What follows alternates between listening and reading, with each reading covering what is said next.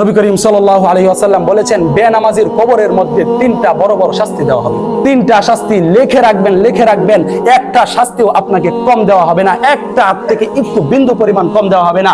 নবী করিম সাল্লাল্লাহু আলাইহি ওয়াসাল্লাম সাহাবীদেরকে ডেকে বলতেছে, হে সাহাবীরা, আমি কি তোমাদেরকে কবরের তিনটা বড় বড় আযাবের কথা জানাবো? যে ব্যক্তি নামাজ পড়ে না ওই ব্যক্তিকে এই তিনটা শাস্তি দেওয়া হবে। তখন সাহাবায়ে কেরামগণ বলতেছে, ইয়া রাসূলুল্লাহ, অবশ্যই জানান, আমরা জানতে চাই সেই শাস্তিগুলো কি। তখন নবী করিম সাল্লাল্লাহু আলাইহি ওয়াসাল্লাম বলেন, সেই শাস্তি হচ্ছে তিনটা। এক নাম্বার শাস্তি, বেনামাজির কবরকে মহান রব্বুল আলামিন সংকীর্ণ করে দিবেন। সংকীর্ণ বুঝেন আপনারা?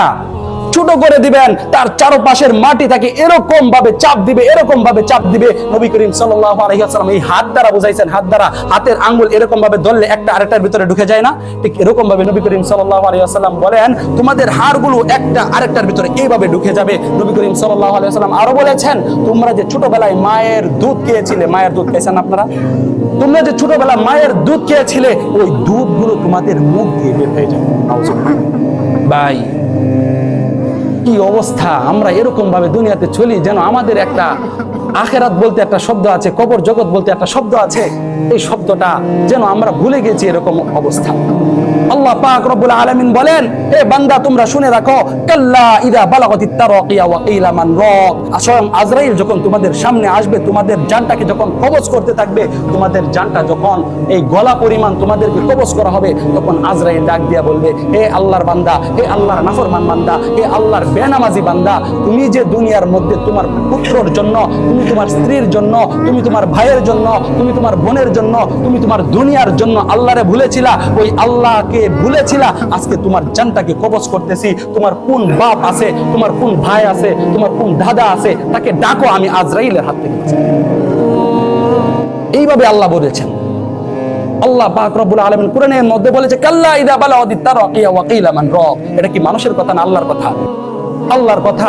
আল্লাহ বলছে, যখন আপনার জানটাকে গলা পর্যন্ত কবজ করা হবে, তখন আল্লাহ বলছে, ফেরেশতা আপনাকে জিজ্ঞাসা করবে, আপনার দুনিয়ার মধ্যে কে আছে, ডাকো, আজকে আমার হাত থেকে বাঁচাও। আপনি যখন সমাজের মধ্যে যখন আপনাকে একজন মারে, তখন আপনার বাপের আপনার এই কষ্টটা দেখে সহ্য হয় না, আপনার ভাইয়ের সহ্য হয় না, আপনার মার সহ্য হয় না, কিন্তু ওই কবরের জগতের মধ্যে যখন আপনাকে এভাবে শাস্তি দিবে, তখন কে সহ্য করবে? তখন চাইলেও কেউ যেতে পারবে না। তাহলে এক নাম্বার শাস্তি কি বললাম? কবর সংকীর্ণ হয়ে যাবে, এত সংকীর্ণ হবে যে আপনার শরীরটা বিন্দু পরিমাণ থাকার জায়গা থাকবে না, একটা হাড় আরেকটার হাড়ের ভিতরে ঢুকে যাবে, আপনার দুধ আপনার মুখ দিয়ে বের হয়ে যাবে। এক নাম্বার শাস্তি। তখন এই শাস্তি বলার পর সাহাবায়ে কেরামগণ চিল্লা কান্না করতেছে, বলতেছে, ইয়া রাসূলুল্লাহ, এইভাবে যদি আমাদেরকে শাস্তি দেয়, তাহলে আমাদেরকে তখন কে বাঁচাবে? তখন নবী করিম সাল্লাল্লাহু আলাইহি ওয়াসাল্লাম বলেন, তোমরা বাঁচতে পারবা একমাত্র উপায়, সেটা হচ্ছে নামাজ আদায় করো। নামাজ এক নাম্বার শাস্তি। দুই নাম্বার শাস্তি, নবী করিম সাল্লাল্লাহু আলাইহি ওয়াসাল্লাম বলেছেন, যে ব্যক্তি নামাজ আদায় করে না, ওই ব্যক্তির ব্যাপারে আল্লাহ পাক রব্বুল আলামিন কবরের মধ্যে যে ফেরেশতা আসবে, ফেরেশতাদেরকে ডেকে বলবে, হে ফেরেশতা, যে ব্যক্তির কাছে তোমরা গিয়েছো শাস্তি দেওয়ার জন্য, ওই ব্যক্তি আমার একজন নাফরমান বান্দা, ওই ব্যক্তিকে প্রশ্ন করার দরকার নাই, ওই ব্যক্তি হচ্ছেন বেনামাজি, ওর কাছে আর প্রশ্ন করার দরকার নাই। তোমরা এক কাজ করো, জাহান্নাম থেকে একটা বিশাল দরজা, জাহান্নামের একটা দরজা তোমরা ওর কবরের মধ্যে উন্মুক্ত করে দাও, ওর কবরের মধ্যে জাহান্নামের একটা দরজা খুলে দাও। জাহান্নামের একটা দরজা বেনামাজির কবরের মধ্যে খুলে দেওয়া হবে। ওই বেনামাজিকে ওই জাহান্নামের আগুন এত পরিমাণ পুরাইতে এরকম কয়লা করবে, আবার আপনার শরীর আগের মতো ঠিক হয়ে যাবে, আবার আপনাকে পুরাবে। আপনি শুধু চিল্লাবেন, আপনি বলবেন, ভাই আমারে বাঁচাও, বাবা বাঁচাও, আল্লাহ বাঁচাও, নবী বাঁচাও, কত মানুষদেরকে বলবেন বাঁচাও, কিন্তু বড় আফসোস, ওই দিন বাঁচানোর জন্য কোনো মানুষ আপনার কাছে থাকে না। আবার নবী করিম সাল্লাল্লাহু আলাইহি ওয়াসাল্লামকে সাহাবায়ে কেরামগণ প্রশ্ন করতেছে, ইয়া রাসূলুল্লাহ, তাহলে ওই আগুন থেকে আমরা কিভাবে বাঁচবো? তখন নবী করিম সাল্লাল্লাহু আলাইহি ওয়াসাল্লাম বলেন, ওই আগুন থেকেও যদি তোমরা বাঁচতে চাও, তাহলে তোমরা নামাজকে আঁকড়িয়ে দাও। তিন নাম্বার, নবী করিম সাল্লাল্লাহু আলাইহি ওয়াসাল্লাম বলেন, ওই বেনামাজির কবরের মধ্যে এক বিশাল অজগর সাপ দেওয়া হবে। তখন সাহাবায়ে কেরামগণ বলতেছে, ইয়া রাসূলুল্লাহ, ওই অজগর সাপ কি দুনিয়ার কোনো অজগর সাপ হবে? তখন নবী করিম সাল্লাল্লাহু আলাইহি ওয়াসাল্লাম বলতেছে, না না না, ওই সাপের পাওয়ার কি জানো?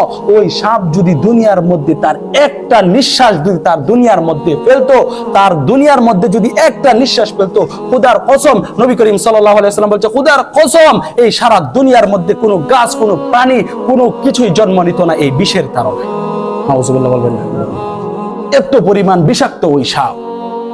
তখন সাহাবায়ে কেরামগণ বলতেছে, ইয়া রাসূলুল্লাহ, ওই সাপ বলতেছেন ওই সাপটা ঠিক কতটুকু বড় হবে? তখন নবী করিম সাল্লাল্লাহু আলাইহি ওয়াসাল্লাম বলতেছে, হে সাহাবী, ওই সাপের আকৃতি হয়তোবা আমি বোঝাতে পারবো না, কিন্তু একটা আন্দাজ দিয়ে তোমাদেরকে তোমরা বুঝে নাও। আপনারা কি কোনোদিন সাপের ট্যাং দেখছেন? ট্যাং দেখছেন? ট্যাং কি একটা অবস্থা, ছোট, যার কারণে আপনারা দেখছেনই না কোনোদিন। কিন্তু নবী করিম সাল্লাল্লাহু আলাইহি ওয়াসাল্লাম বলেন, ওই সাপের যে ঠ্যাং আছে, ঠ্যাঙের যে নখ আছে, নখ আছে না, এই নখ একজন সুস্থ স্বাবলম্বী মানুষ, একজন যুবক যদি সকাল থেকে সন্ধ্যা পর্যন্ত হাঁটে, কয় কিলো হাঁটতে পারবে? 40-50 কিলো হাঁটতে পারবে না? পারবে না?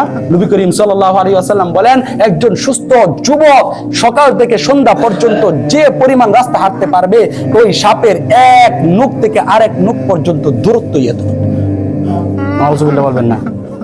তাহলে আপনারা বুঝে নেন ওই সাপের আকৃতি ঠিক কতটুকু। নবী করিম সাল্লাল্লাহু আলাইহি ওয়াসাল্লাম বলে, হে সাহাবীরা, ওই সাপ কিভাবে তোমাদেরকে শাস্তি দিবে জানো? একটা চুবল মারবে তোমাদেরকে, প্রায় 70 হাত মাটির নিচে তোমরা চলে যাবে, আবার তোমাদেরকে ফেরেশতারা উপরে তুলবে, আবার তোমাদেরকে ওই সাপ দংশন করবে, আবার 70 হাত তলে চলে যাবে, আবার ফেরেশতারা তোমাদেরকে তুলবে, আবার এই অবস্থা তোমাদের চলতেই থাকবে কাল কিয়ামত পর্যন্ত।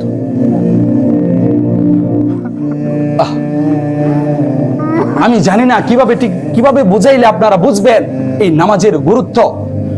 এই নামাজ যার ঠিক নাই, তার কোনো আমল, তার কোনো কাজ, তার কোনো কর্মই ঠিক নাই। যার নামাজ ঠিক, তার সব ঠিক।